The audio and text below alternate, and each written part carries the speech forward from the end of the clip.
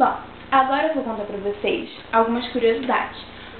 E eu vou começar contando alguns recordes, mas eu não sei se não mudar, porque eu achei isso em uns livrinhos aqui que eu tenho desde que eu era criança.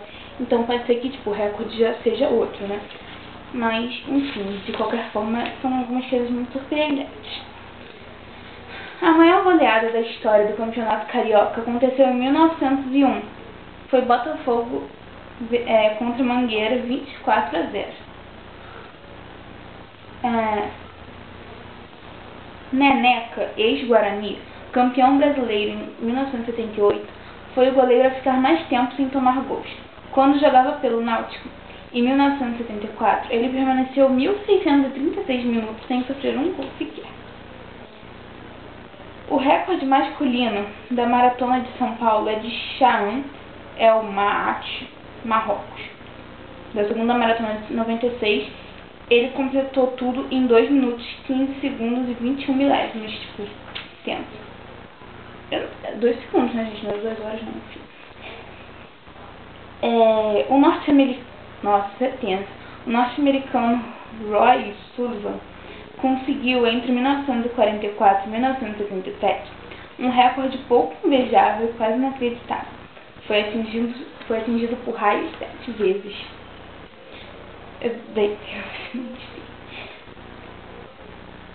Em 1856, nos Estados Unidos, James Robinson bateu o recorde ao dar 23 saltos mortais sobre um cavalo.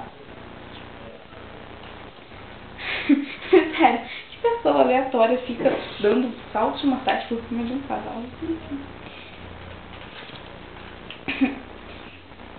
Em 1996, nos Estados Unidos, um homem de 75 anos é recordista em multas.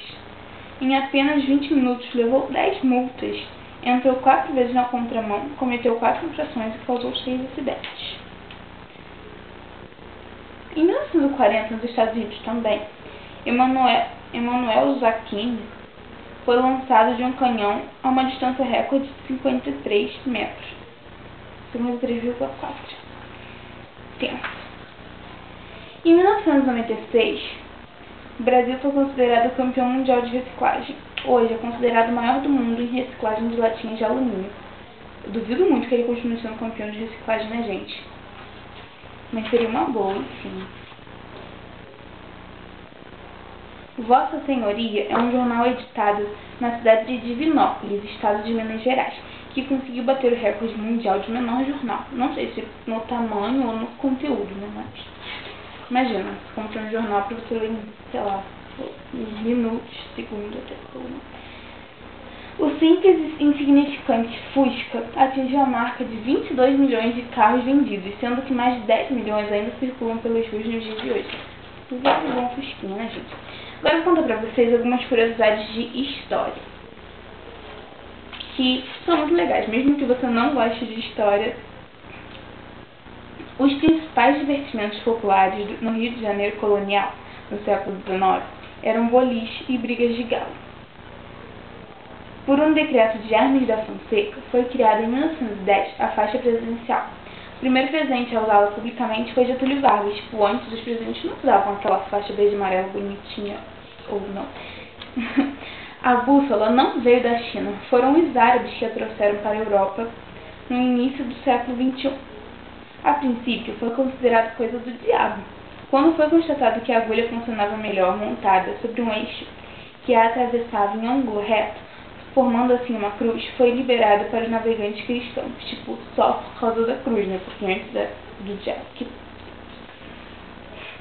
Santa Teresa, no Espírito Santo, é a primeira cidade fundada por imigrantes italianos no Brasil.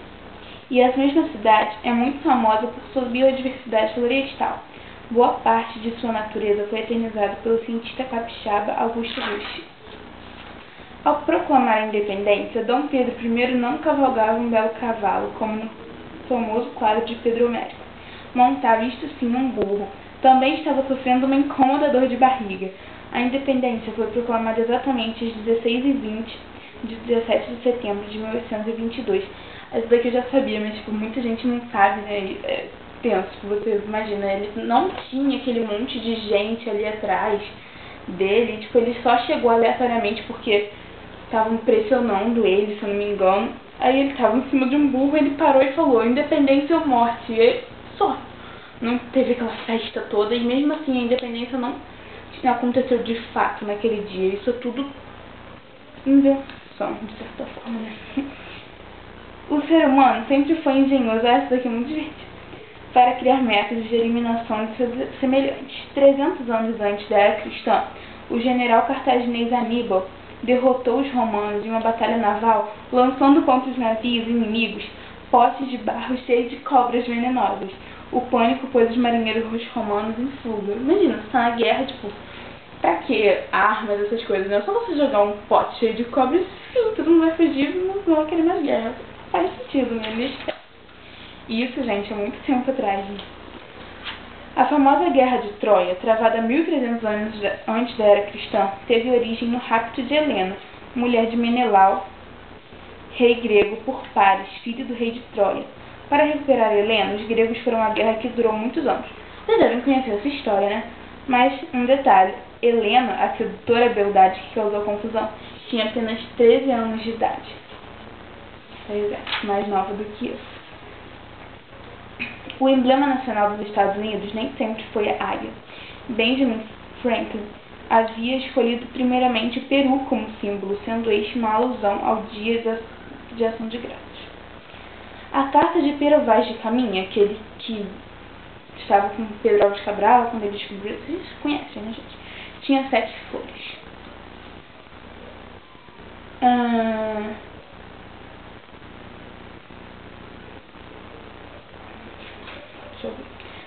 Feiosa, descrita pelos cronistas da época como tendo feições masculinas, a rainha Carlota Joaquina, mulher de Dom João VI, era intratável. A rabugice tem sido atribuída pelos historiadores ao fato de ter sido obrigada a casar-se aos 10 anos de idade, por razões de Estado. Odiou o marido a vida toda e até conspirou para matá-lo. Gente!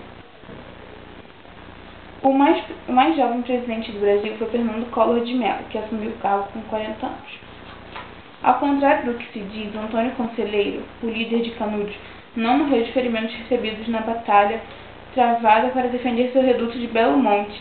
A causa foi uma diarreia que desidratou antes do massacre final.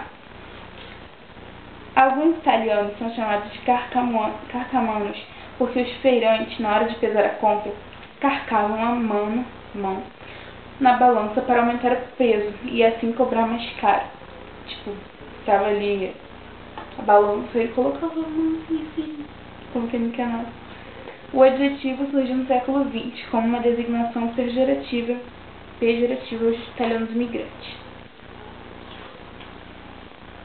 Quando os conquistadores ingleses chegaram à Itália, se assustaram ao ver uns estranhos animais que davam saltos incríveis. Imediatamente chamaram o nativo. Os aborígenes australianos eram extremamente pacíficos e perguntaram qual o nome do bicho. O índio repetia canguru. Portanto, adaptaram ao inglês canguru. Significa canguru, gente, tão difícil. Pedro Álvares Cabral viajava a velocidade média de 13 km por hora. Eu acho que, se eu não me engano, eles demoraram 2 meses para chegar aqui no Brasil, ou mais. A mais antiga atividade industrial da história humana diz respeito à produção de talhadeiras e machados de pedra. O nosso calendário, esse é meio grande, desconsidera alguns anos como bissextos para evitar maiores confusões. Um ano tem 365 dias, 5 horas, 48 minutos e 46 segundos. Arredondando para 365 dias e 6 horas, teremos o seguinte: 3 anos de 365 dias e 1 de 366. Assim, no primeiro ano perdemos 6 horas, no segundo 12, no terceiro 18. E quando no quarto iríamos perder 24 horas, fazemos um ano de 366 dias e tudo volta ao normal. Ótimo, se o ano realmente tivesse 365 dias e um quarto, mas esse valor arredondado é cerca de 11 minutos maior que o correto. O resultado é que a cada 400 anos ficamos um dia à frente do calendário. A solução é a seguinte: os anos múltiplos de 100 não são bissextos, mas os múltiplos de 400 sempre são. Assim, 1900 não foi bissexto, porém, em 2000 estávamos quase 24 horas atrasados. Por isso, consideramos o ano de 2000 bissexto. meio complexo, né, gente? A Guerra dos 100 Anos durou 116 anos, de 1337 a 1453. O presidente brasileiro que mais tempo ficou no cargo foi Getúlio Vargas. Ele ficou 18 anos e 7 meses e, tipo, era aquela época da ditadura e tal, bem tenso, ele ficou 18 anos. Já o presidente que permaneceu menos tempo foi Jânio Quadros, com apenas 7 meses. Tipo, tira os 18 anos de Getúlio Vargas e sobram 7 meses. E teve também o Tancredo Neves, né, que ele foi assassinado no dia antes dele chegar a assumir presidência. Então, gente, essas foram as curiosidades que eu trouxe pra vocês. Na próxima TV Tog eu falo mais um pouquinho, conto mais algumas coisas divertidas pra vocês e eu espero que vocês acompanhem. Um beijo!